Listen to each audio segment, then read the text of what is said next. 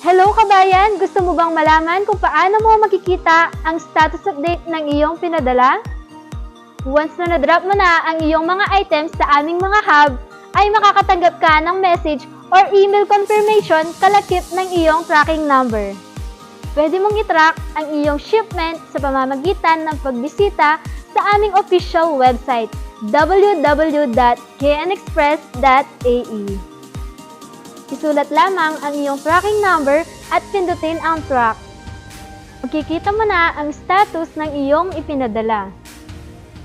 Kung kayo ay nag-drop ng iyong mga items at wala kayo natanggap na email confirmation or message, ibig sabihin sa maling hub nyo ito na ipadala or sa mga fraud company dyan na nagpapanggap ng KN Express.